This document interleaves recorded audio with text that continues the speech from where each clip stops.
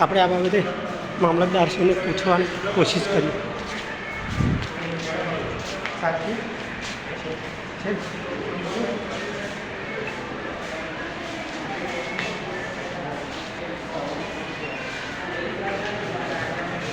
આ છે મામલતદાર ઓફિસ અને સાહેબને મારે રિક્વેસ્ટ કરવાની છે.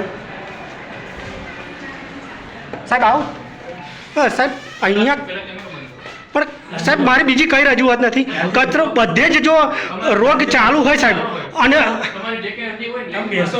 એટલે હા વાંધો નહીં. મારી સાહેબ બીજી કઈ રજૂઆત નથી. અહીંયા જે છે ને જે કચરો એ કચરો તમે જોઈ ને તમને એવું નથી લાગ્યું કે સફાઈ કરવી જોઈએ સાહેબ? આ જે મામલતદાર કચેરી છે ને એની બહારનો ભાગ તો તમે પણ જોવો જ, કારણ કે પ્રવેશના ગેટ જ કેવું છે, ઉકરડા જેવી હાલત છે સાહેબ. તો આ બાબતે તમારું શું કહેવું છે?